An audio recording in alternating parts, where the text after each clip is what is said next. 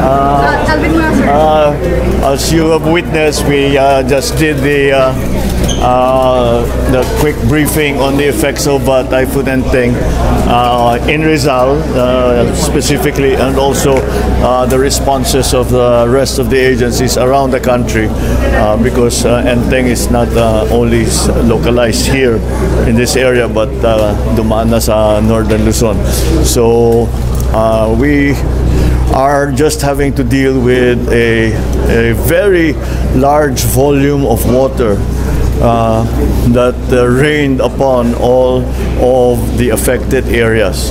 And what we had before in terms of flood control, in terms of controlling the flow of water, which was sufficient for many, many years, it turns out now is no longer sufficient, and we have to come up with new strategies, and that's what we discussed today. Once again, I explained, especially to the local government, Gov Nina here, and the other members of the those who are in the meeting, about what our strategies can be in terms of making sure that the water does not come into the low-lying areas anymore by building the impounding projects upstream.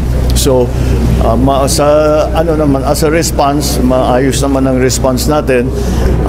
Inaalala ko lang talaga, dahil kung kagaya ng nangyari sa Carina, na naubos lahat ng supply namin ng mga food pack, ng mga lahat ng gamit na binibigay natin as a relief response, may parating na naman na baka maging bagyo.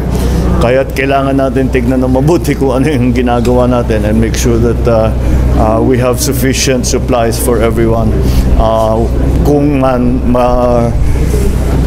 mangyari talaga yon na may dumating pang bagong bagyo pagkatapos itong Enteng, handa naman tayo na meron tayong sapat na supply para naman makatulong tayo at mabigyan natin ng tulong ang mga nadaanan, naging biktima ng bagyo. So that's the state of play at the moment.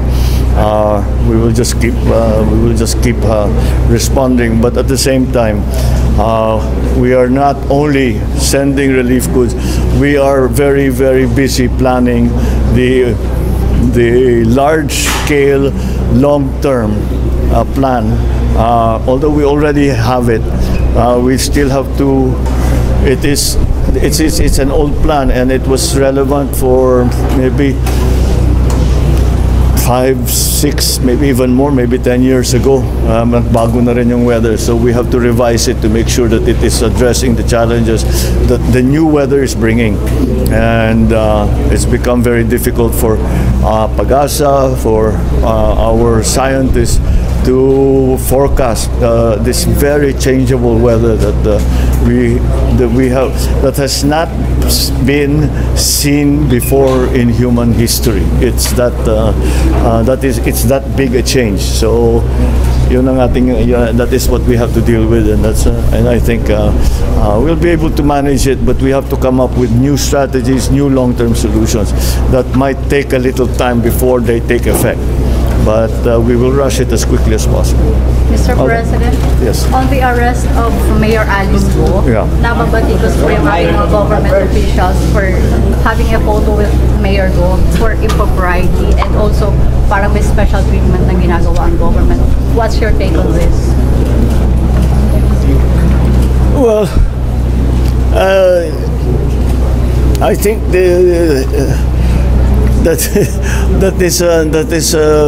that is part of the new culture now, na nagpapakuhalaga ng kahit ano. Kasi po-post nila, tignan mo, nakasama ako dito sa team na nag-aresto sa ganyan-ganyan. That's ang tawag natin sa Pilipinas, we are the selfie capital of the world, di ba? Hindi nag-selfie, hindi mo naman pigilan ng tao na ngumiti. So they just had a selfie. I don't think there's much more to it than that. Nagpa-selfie sila. But sir, now that Alice Go is in custody, what do you want to hear from her, or what do you expect from her? Those are two very different questions. What I want to hear from her is for her to lay out exactly how these pogos became such a large basically a criminal enterprise. And as mayor, for her to say she did not know this was going on, it's very difficult to believe. Because as a former local government executive, it seems impossible that an operation that is a few hundred meters away from my own office, na hindi ko alam yung nangyayari doon, illegal na ganitong kalaki na operation. Kaya sana maipaliwanag niya kung bakit hindi niya alam at kung paano bilang isang mayor na hindi niya malaman kung ano yung nangyayari doon sa bayan niya na ganyang kalaki na problema. Tapos marami pa siyang kasagutin. Paano siya yumaman ng ganyan? Ba't ang dami-dami ng pera? Paano siya naging mayor na hindi naman siya kilala ng tiga doon? All of these things. There are many, all these questions have actually been asked by both the House and the Senate. I just hope she answers it better than her cohorts. Sina Cassandra Ong at saka sina Sheila Ong, very evasive makasagot. Sana naman mabuti-buti ang sagot ni Alice Go as compared dun sa mga kasamahan niya. Because it will not help her at all to be evasive.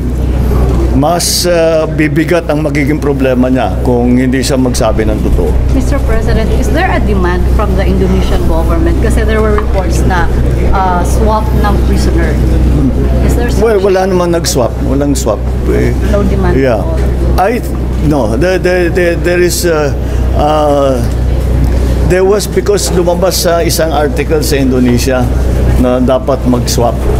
Pero hindi official yun. So, no, but, well, it was, I can explain to him, hindi naging simple ang pauwi ni Alice Go dito sa Pilipinas. It wasn't simple at all.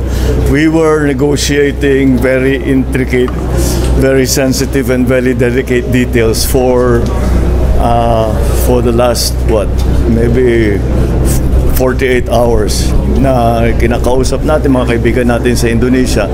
Mabuti na lang, marami tayong naging kaibigan na dahil sa pagpunta ko sa mga iba't ibang bansa, Indonesia being one of them, at maging malapit kami ni President Jokowi, naging bahagi yun. Kaya kahit na hindi ganun kasimple ang pag-transfer, napakiusapan naman natin ng mga kaibigan natin sa Indonesia na bayaan ng Pilipinas, kunin na siya at iuwi siya dito sa Pilipinas. Okay, thank you, sir. Alright, maraming salamat.